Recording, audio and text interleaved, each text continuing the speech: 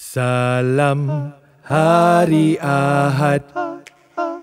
Salam Hari Ahad. Bismillah walhamdulillah. Assalamualaikum warahmatullahi ta'ala wabarakatuh. Salam Hari Ahad kepada anda semua. Saya Derrick Fernando sekali lagi di sini bersama anda di NMC TV, sentiasa bersedia untuk membincangkan topik-topik yang menarik yang berkaitan dengan agama Islam. Pada malam ini, tetamu kita bukanlah seorang yang asing lagi. Beliau merupakan seorang ilmuwan Eropah yang menyokong pembaharuan dalam kerangka Islam. Beliau yang dilahirkan di Switzerland pernah dinobatkan sebagai salah seorang daripada 100 tokoh paling penting untuk abad ke-21 di majalah Time. Beliau ialah Profesor Tariq Ramadan. Dan Amir dan General Manager New Muslim Care, Julian Drolon, akan bersama beliau di Flamingo Hotel Kuala Lumpur untuk sesi khas Salam Hari Ahad. Jadi, jangan ke mana-mana. Kami akan kembali selepas ini di sini. Salam Hari Ahad. Salam Hari Ahad. Salam Hari Ahad. Assalamualaikum, Professor Tariq Ramadan. Thank you for being part of the show Salam Hari Ahad. Alhamdulillah, you've been with us for a couple of days now in Malaysia, sharing a lot of great talks about Islam, and you received also a lot of energy from the people here. Can you give us an idea on how did you feel about all these talks, and what is the response of the people here in Malaysia? Bismillahirrahmanirrahim. First, thank you for inviting me. It's not the first time that I'm coming in Malaysia, so I've been dealing with the society and the Muslim majority communities here, but also non-Muslims for a long time. So I was not surprised what was done during my stay, organizing lectures and meeting with people within academia, but also at the grassroots level. It just showed me that in Malaysia, as in other countries, they have lots of questions about what is happening around the world. No. They also want to know more about their religion. So we really have to do a very important work of educating, teaching Muslims about the concept, the terminology, the teachings, and the understanding. Mm-hmm. And at the same time, there is a great deal of energy. The great majority of the people who are coming to the lectures are young people, willing to learn, full of energy, willing to learn, and also ready for doing more. So I think that we have to take this as a very positive sign for now and for the future. Fantastic. One of your lectures was large in numbers, from Visit to the Sea, referring to one hadith, if I'm not mistaken, and it was very interesting for us to have your views on that. What are the measures that we can take to make our Ummah a bit more strong than it is now? Like you've been talking a lot about that, and if you can give us an idea of, I think we need to talk about priority at this point in time. Yes, I think that the hadith is referring to our weakness. In the future, the Prophet, peace be upon him, was talking about the weakness of the Muslims, and he was talking about the fact that it will be in our hearts, meaning, in fact, to be too much attracted by the world and not to have a sense of sacrifice, because we start detesting or rejecting or disliking death. Yeah. But this doesn't mean that we are celebrating death. It means that we have to deal with life with principles, and to have a clear understanding of what are our principles, not to live our life in a way which is take what you can, do what you want, with no principles and no priorities. Yeah. So we have to come back to this understanding. And I gave also other lectures where the starting point is very much about ourselves. It's very much about the spiritual understanding. What do we have to do with ourselves? And in fact, the starting point is all our life is a process of liberation. Liberation from our own ego means mastering our emotions, working on ourselves.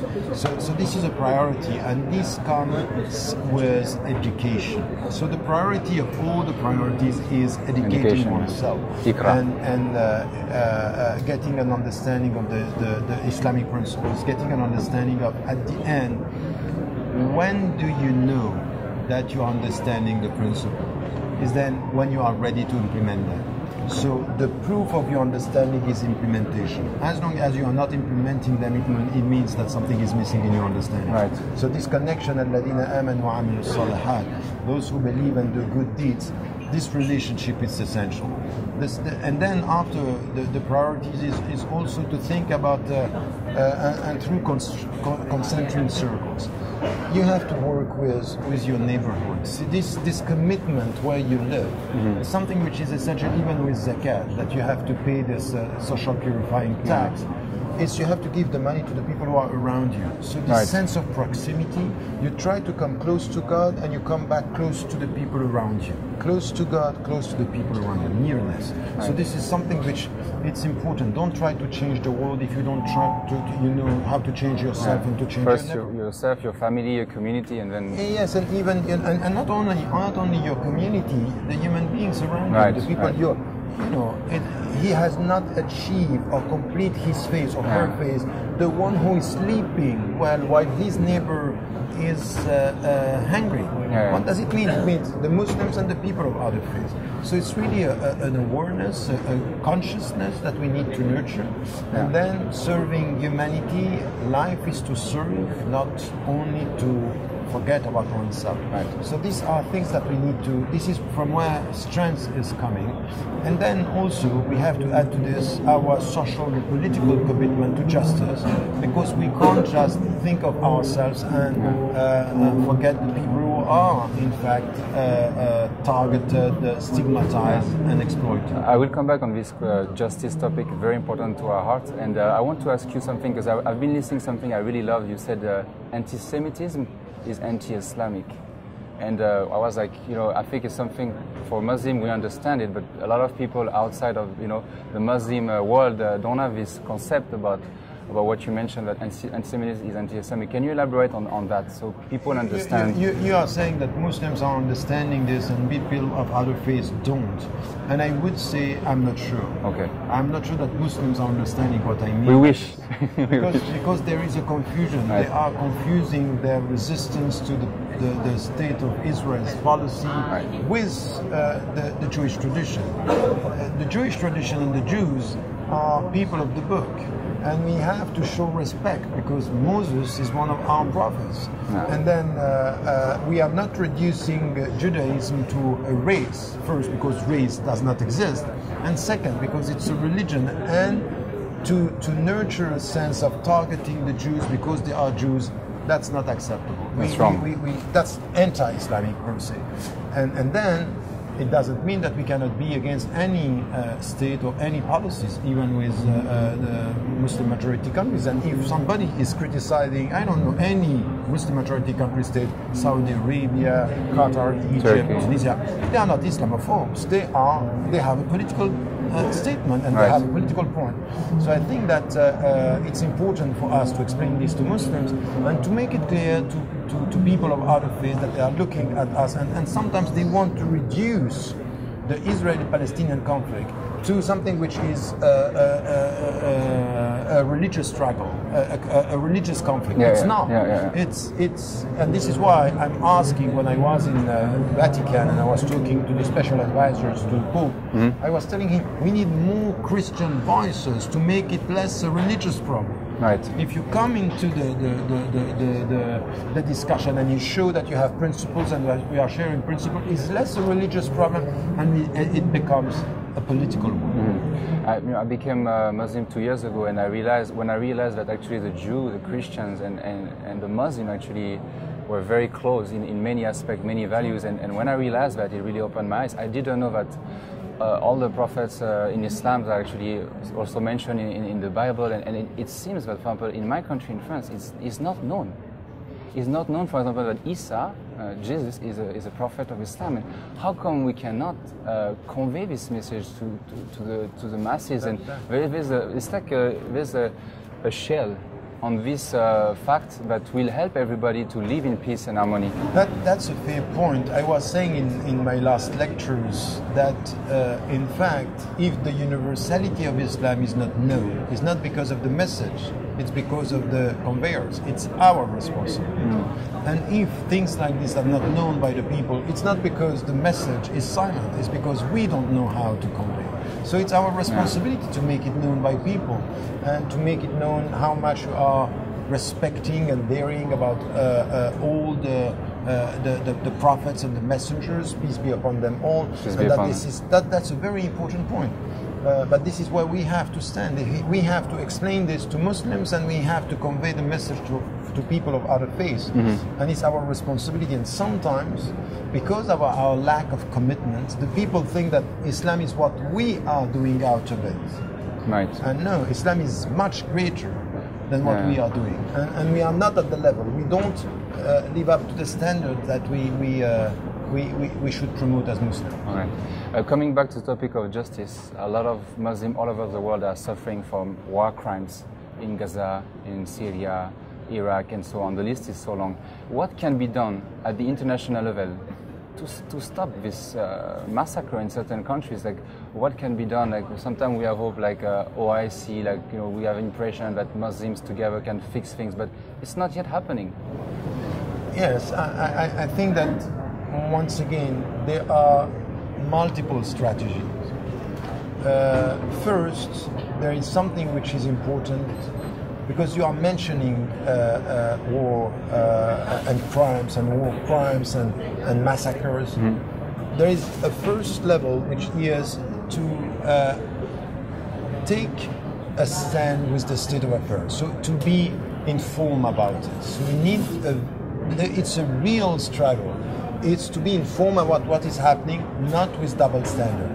Who is killing what and what is happening really? We need to know more about the situation. Right. And not only with the coverage sometimes of this and that and forgetting this, forgetting no. You know, on a permanent basis, what is happening in Palestine is unacceptable. But what is going with the Rohingyas in Burma, it's not acceptable, but we don't talk about this. What is happening now in Congo, we don't know. So I think that the first is to be aware of the problems and to have a sense of what globally is happening in the world. This is to be informed is the first struggle. The second one is not to be selective and not to have a double standard. It's to take the same position. We are on the side of the oppressed and against the oppressors, whoever they are. That is Islam. Muslims or people of other faiths. If the oppressors are Muslims, we are against. If the oppressors are non-Muslims, we are against the same way. And then with this, so first, to be informed. Second, to have a clear set of principles. And third, to analyze the political situation, to get to the reasons why it's happening, and to take governments to task in the West as well as in the Muslim majority countries. We cannot just say the West is responsible for everything. Corruption in the Muslim majority countries is not, or in Africa, it's not coming from the West. These it's are a reality. Leaders there it's a reality. that are dealing and taking the money from the people. So we need here to come with a discourse that is quite clear on the political issues, and also push our citizens to be involved in this at the local level with their government, and to take a stand at the international level, which is not what we are doing. We are selective in our struggles, and we are selective with our principles, and we accept to be silent on some struggles, and that's not right. Right. Talking about double standard, you've been accused wrongly in France to have a double speech. You know, I watched your interview at European on the 15th of January, and you recently posted on Facebook your point on that. Can you elaborate a bit on that? And also the second phase of the question is, an atrocity happened in France. What can be done for this to never happen again? You know, there is a specific treatment in France, and they keep on repeating that I have a double speech, and in fact it's the way for the French media or the French media establishment not to listen to what I'm saying. So I have been repeating what I'm repeating for 30 years, and slowly there are things that are changing, and see that some are saying, wow, it might be that we are wrong, but not by not listening to him, because what he's saying, and you know, I have been consistent over the last 30 years with my principles. So it's a question of being patient, and it's also a question of not only relying on myself. What I'm saying to the French establishment and the intellectuals and some politicians, one day you will have to listen to the people around. And there is there are lots of young Muslim women and men that are going to change the picture, and you will have to listen to them. And I took a date and said, we have a date, it's coming soon, if it's not already before our eyes. And the second thing is, I would say with all these conspiracy theories that we have, that it's not us, I think that we should first be clear on somebody did something and he said that he did it in the name of Islam. We have to take a stand. And we have to take a stand on what we know. Now we are legitimate to ask questions about what is not clear in all what happened. And this is why I said it from the beginning, we need independent inquiries. You know, tell us, give us the answer in order to avoid these conspiracy theories, because many people are saying, why don't we have answers to this? And the third one is to tackle the two sides of the equation. There is one side which has to do, you know, when it happened in London, I was saying to the British government and the media, say, you know, these young guys, they are the kids, the children of two parents. One is the Muslim community and the second is the British society. So coming from the Muslim community, we have to be quite clear on what is Islamic and what is not. And we have to provide them with a better education. We have to be there with this. On the other side, in the political side of the equation, the French society should ask itself, what's wrong with, for example, being a French citizen, being a French Muslim citizen, to be involved in the society, not to get your rights, to be discriminated, to face Islamophobia, not to get a job, not to get a house. These are practical problems that are nurturing frustration, and frustration are nurturing rejection, and rejection could indulge into dogmatism, and dogmatism into violence. That's a series of steps that we have, and I would say that this is something that we have to tackle as well. There's also in France, you know, the problem with immigration associated with Islam, but there's also a high number of French Muslim, native French like me, who are embracing Islam, and we have statistics about more than 100,000. Revered recently someone from Front National, FN, embraced Islam, Maxence Boutet. It seems we never hear about this community. This Sister Diane embraced Islam. What can be done for them to start also to share the microphone with you on the media, because we don't hear about them. And I think they should. I remember one day you said, I would like to see the French Muslim to come on the French media and talk about Islam, you know, and it seems that we always, you know, see you try to help the French people to understand the situation. Yes, I think you are completely right, but this is also something that you have to do. Don't wait for the media to come to you. You have to be involved, and you have to be the French Muslims, or the French who converted to Islam and they have a complete French culture for generations. They have to take the lead as well. They don't have to Arabize themselves. They don't have to Pakistanize or Turkicize themselves. They have to stay who they are with their culture, because they are French by culture or European by culture, and this is an asset, it's not a liability. And then what is important also is to be educated enough to know about your religion, and as you know your society, then you have to take a stance and to be involved in this, and not to isolate yourself from the society or from the media. And too often the converts are not doing the job, they are not part of this. But what is happening in France, if you look at other countries, you can see that some converts, high-profile converts, are taking the lead in the States. In the UK, it's very active,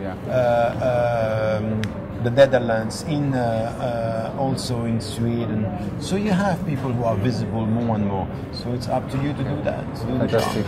Thank you, Professor Ramadan. This is going to be my last question. Since we're in Malaysia, most of our viewers are from Malaysia. Can you please tell us a positive message for them to come back when they're going to switch off from the show, inshallah? Or something you learned in Malay? Nothing in Malay, unfortunately. But Terima kasih.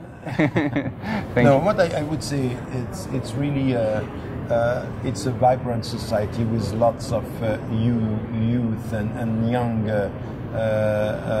brothers and sisters who are willing to change things. I would say three things. First, be dedicated to education. Third, be patient and perseverant and endurant. It's not easy. It will take time. It's a question that is going even beyond our generation, or one generation. And the third thing, which is always what we find in the Quran, لا تيأسوا, so don't despair, don't lose hope, just trust him, and if you trust him and you do your best, this will be the success. It's the success in itself. Inshallah. Inshallah. Merci beaucoup. Salam Hari Ahad. Salam Hari Ahad. Terima kasih sekali lagi kepada Profesor Tariq Ramadan atas kesudian beliau bersama kami, dan terima kasih juga kepada Brother Julian Rolon. Satu sesi yang sangat menarik dan bermanfaat buat para penonton, insya-Allah. Sehinggalah kita jumpa lagi pada waktu yang sama, hari yang sama, di saluran yang sama, NMC TV. Mohon like kami di Facebook. Sokongan anda amat dihargai. Saya Derrick Fernando, anda baru sahaja menonton Salam Hari Ahad yang dibawakan kepada anda oleh New Muslim Care. Jazakumullahu khairan. Assalamualaikum warahmatullahi taala wabarakatuh. Salam Hari Ahad. That she really had principle in her faith. Salam That Hari if I wanted really to marry her and be a Muslim, to understand Islam first prior to converting. When you scratch a bit the surface, you get to understand the logic of it. I see. And that really made me fully accept what are the responsibilities as a Muslim. Ahad. Salam Hari Ahad. Salam Hari Ahad. Salam Hari Ahad. Salam Hari Ahad. Salam Hari Ahad. Salam Hari Ahad. Salam Hari Ahad.